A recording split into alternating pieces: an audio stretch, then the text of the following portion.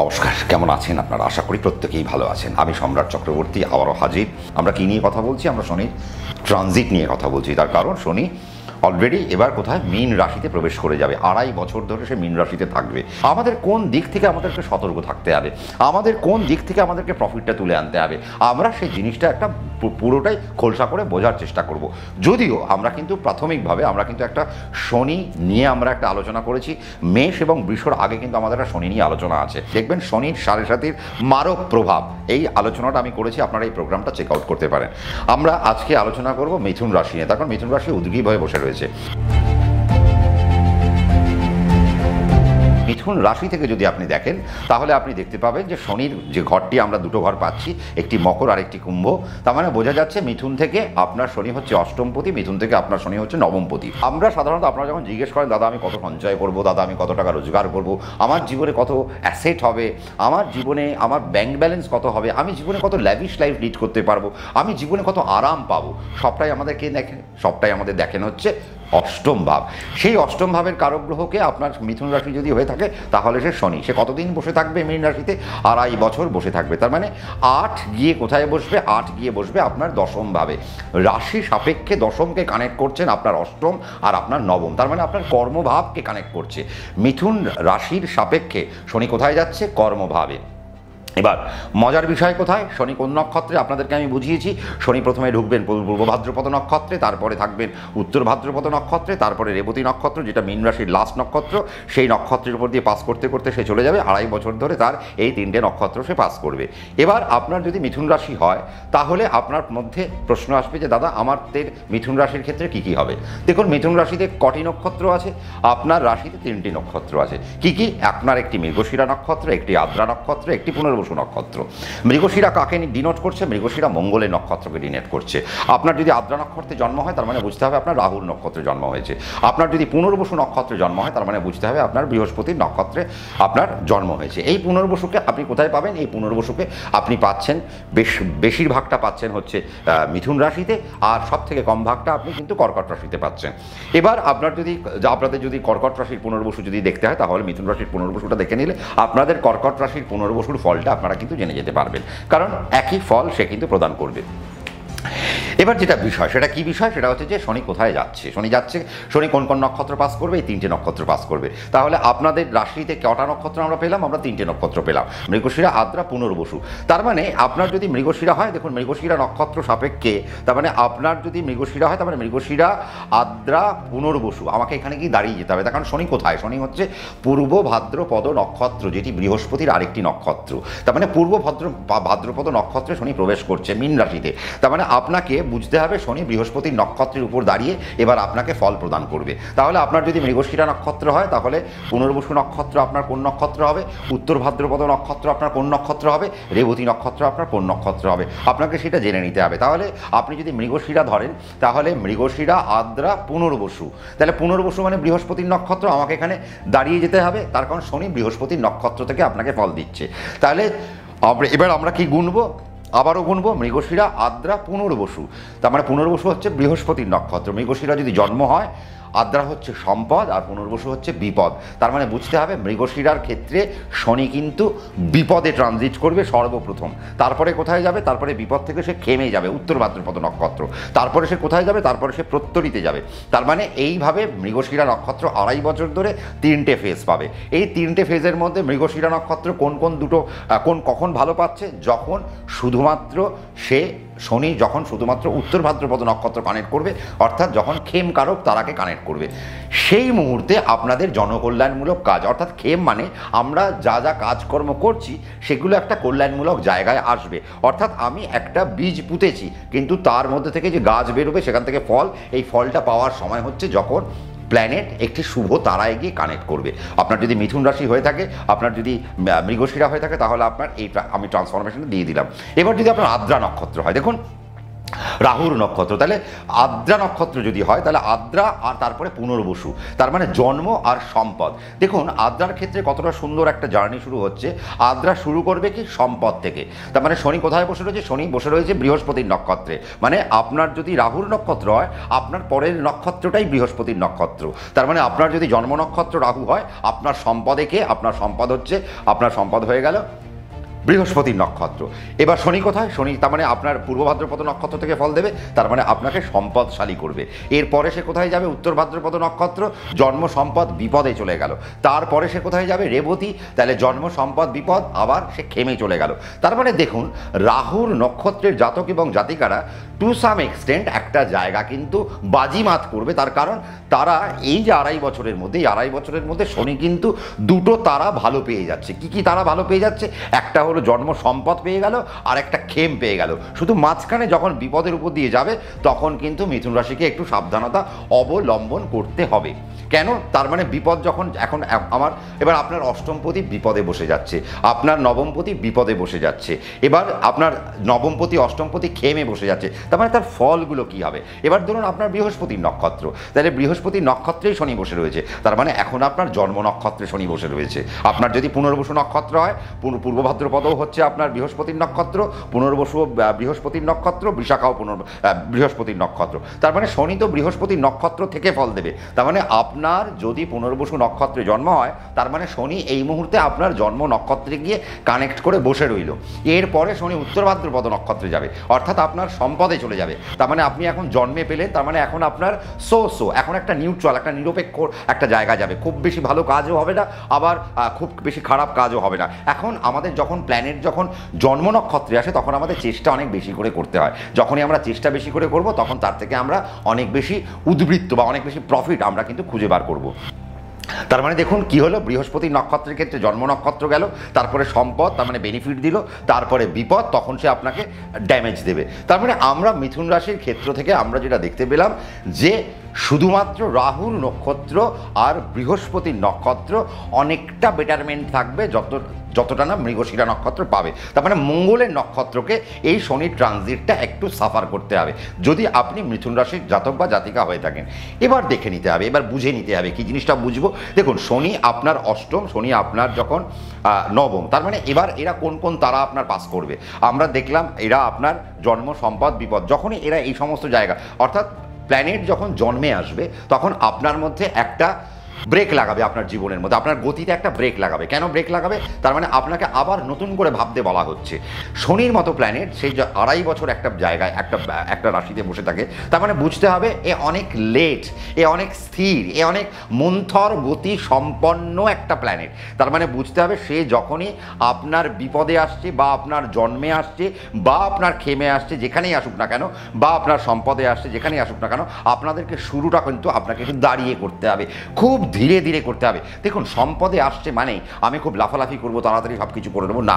শনি মানে একটা প্ল্যানিং, শনি মানে একটা সিস্টেম। এবার মিথুন রাশির ক্ষেত্রে দেখুন অষ্টম, মিথুন রাশির ক্ষেত্রে যখন নবম, তার মানে আপনার অষ্টমপতি যখন জন্মে যাবে আপনি কিছু সম্পত্তি ক্রয় করতে পারেন, আপনার কিছু বেনিফিট হতে পারে। তার মানে শনি এবার কোথায় যাচ্ছে, শনি আপনার দশমে যাচ্ছে। এবার দশম মানে আপনার কর্মের জায়গায় দেখছে, তার মানে কর্ম থেকে আপনি ইনকাম করবেন। তাহলে কর্ম থেকে আপনি ইনকাম করবেন, সেই ইনকাম আপনি অষ্টমে কাজে লাগাবেন, সেই ইনকাম আপনি নবমে কাজে লাগাবেন। কেন, অষ্টম থেকে আমরা কি বললাম, আমরা নিগূঢ় তত্ত্বের সফলতাকে আমরা কানেক্ট করে থাকি, আমরা অষ্টম থেকে আমরা আমাদের সফলতাকে কানেক্ট করে থাকি। আর নবম আমরা সফল হব কি হব না তার সেটা ডিপেন্ড করছে কি নবমের উপর। তার নবম হচ্ছে আমার পিতা, ধর্ম আর ভাগ্য, অর্থাৎ আমি রাইট পথে আছি কিনা, আমি সঠিক কাজ করছি কিনা, আমি শ্রদ্ধা নিয়ে আমি কাজ করছি কিনা, আমি আমার পিতার জায়গা দেখাচ্ছি। তার মানে পিতা, ধর্ম, ভাগ্য, এই যে জায়গাটা আমার ভাগ্যের জায়গা, আমি যে কাজটা করছি এই কাজে আমি সফলতার কতটা পাবো, আমার বরাত জোর কতটা। তার মানে শনি এই পুরো আড়াই বছর ধরে আপনাদের এই জায়গাগুলো দেখে যাবে। এবার মজার বিষয় কি, শনি কোথায় গেল, শনি কর্মে গেল। কে সে, অষ্টমপতি। তার মানে অষ্টমপতি যখন সে কর্মে যাচ্ছে তার মানে বুঝতে হবে আপনাদের কর্মের জায়গা থেকে এই আড়াই বছর একটু সাবধানতা অবলম্বন করতে হবে মিথুন রাশির জাতক এবং জাতিকাদের থেকে। বাট যখন যখন আমি আপনাদেরকে তারাগুলো বুঝিয়ে দিয়েছি, যদি আপনার জন্মে থাকে আপনি কিছু বেনিফিটেড কাজকর্ম করুন, যদি আপনার সম্পদে থাকে আপনি কিছু ক্রয় করুন, আপনি আপনার অ্যাসেট বাড়ান, আপনি আপনার চাকরিগুলোকে চেঞ্জ করুন, আপনি নতুন কিছু আপনি ডাইমেনশানে নিয়ে আসতে পারেন। আপনার চাকরি আছে, আপনি তার পাশাপাশি আরেকটা কোনো ইনস্টিটিউশন বা আরেকটা কোনো আপনি একটা অর্থনৈতিক রোজগারের আরেকটা রাস্তা আপনি খুঁজে বার করতে চাইছেন, আপনি সেই রাস্তাও আপনি তৈরি করতে পারেন। তার মানে যখন সম্পদে যাচ্ছে, যখন বিপদে যাবে তখন আপনাকে দাঁড়িয়ে যেতে হবে, কারণ বিপদ মানে আপনার সেই জায়গায় আপনাকে চাকরি চলে যেতে পারে, আপনার ব্যবসা নষ্ট হয়ে যেতে পারে, আপনার অর্থ নষ্ট হয়ে যেতে পারে, তার মানে ইত্যাদি নানা রকমের জিনিসগুলো আমাদের মেলিফিক কিন্তু দিতে পারে যখন শনি বিপদে থাকবে।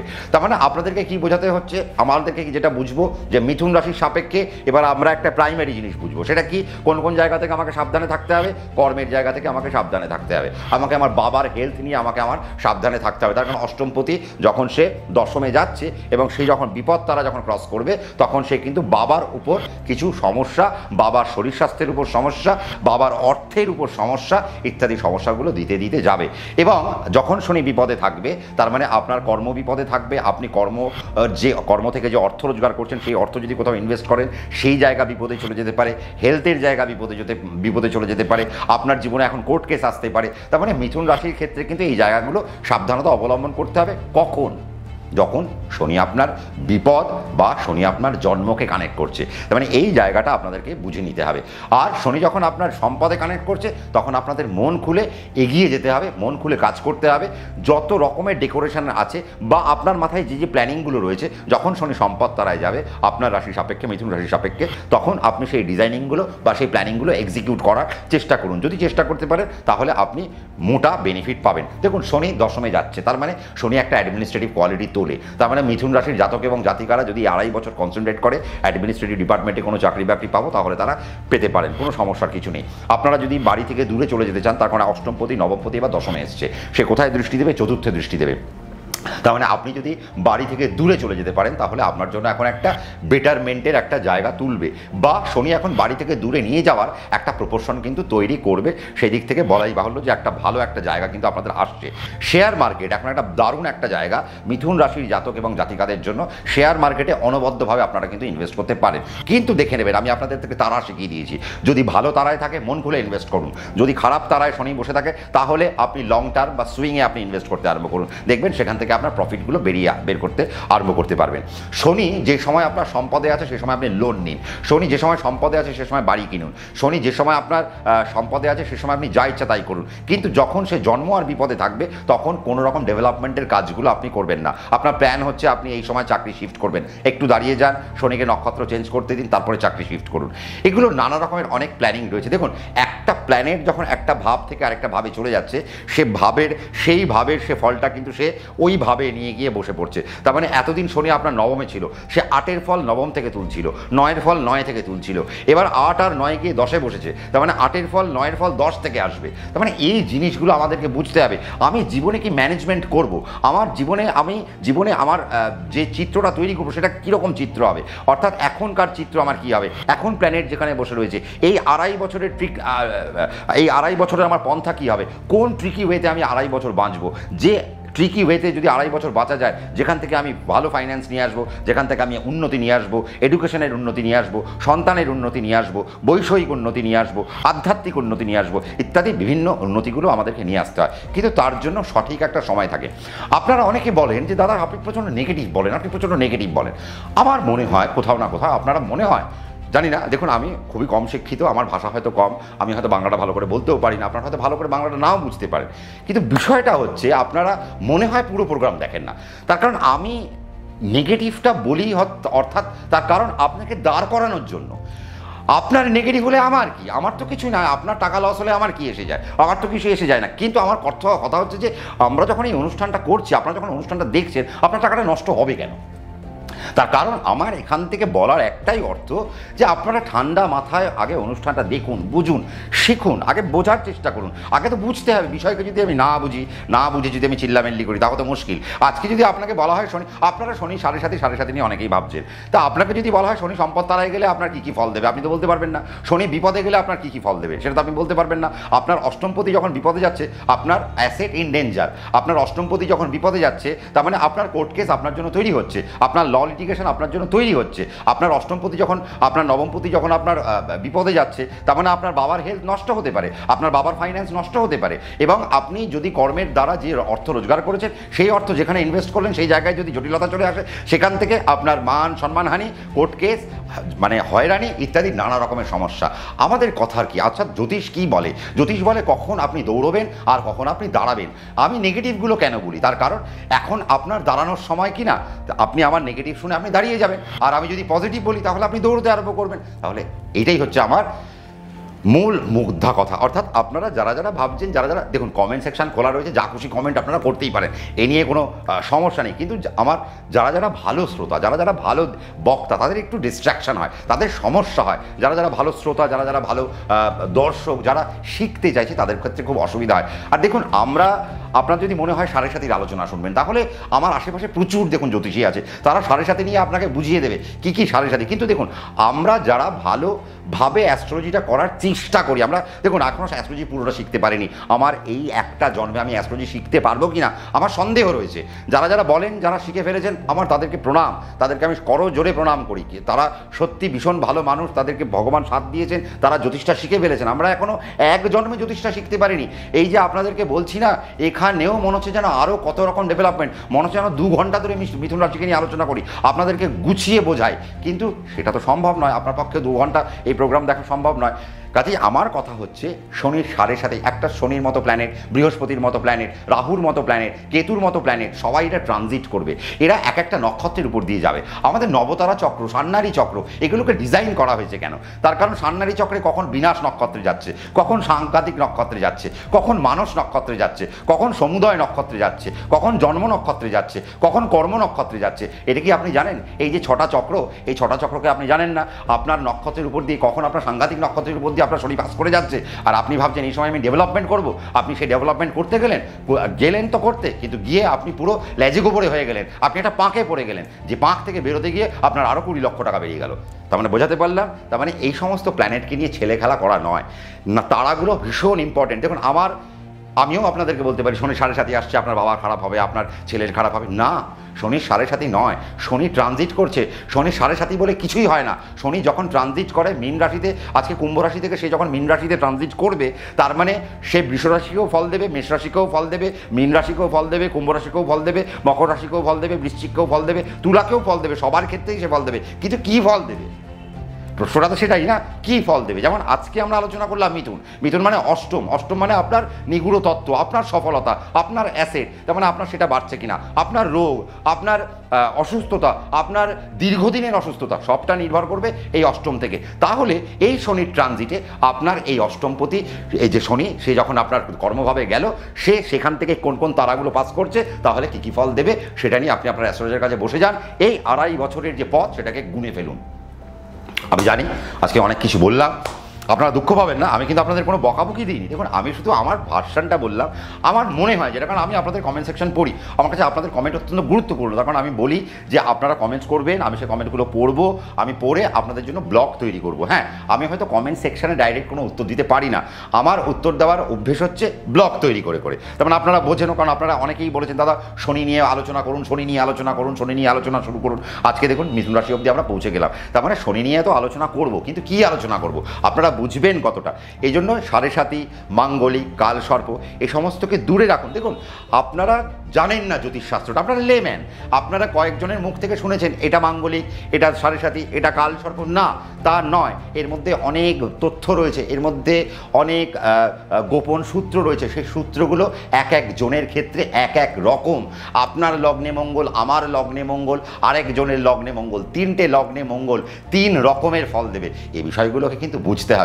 ম্যান টু ম্যান ভ্যারি করে, চার্ট টু চার্ট ভ্যারি করে। তো আপনার ব্যক্তিগত ন্যাটাল চার্ট নিয়ে আপনি তাহলে আপনার অ্যাস্ট্রোলজারের কাছে বসবেন। আপনার মিথুন রাশি হতে পারে, 2.5 বছর কিভাবে আপনি কাটাবেন তার একটা সুন্দর চিত্র আপনি নিয়ে নিন, এবং সুন্দর করে আমি যা বুঝিয়ে দিলাম, যখন সম্পদে যাবে বেনিফিট নিয়ে নিন, যখন জন্মে যাবে বেনিফিট নিয়ে নিন, যখন বিপদে যাবে তখন দাঁড়িয়ে পড়ুন। আশা করি প্রত্যেকের ভালো লাগলো। কমেন্ট সেকশন খোলা রয়েছে, যারা নতুন তারা সাবস্ক্রাইব করতে ভুলবেন না। আপনারা যদি কমেন্ট করেন, সেই কমেন্ট পড়বো আমি, সেই কমেন্ট দেখে আপনাদের জন্য ব্লগ তৈরি করব। ভালো লাগলে লাইক করবেন, শেয়ার করবেন। প্রত্যেকে ভালো থাকবেন। রাত্রি 9টায় সম্রাটদা হাজির থাকছে, আপনিও নিশ্চয়ই হাজির থাকবেন। নমস্কার।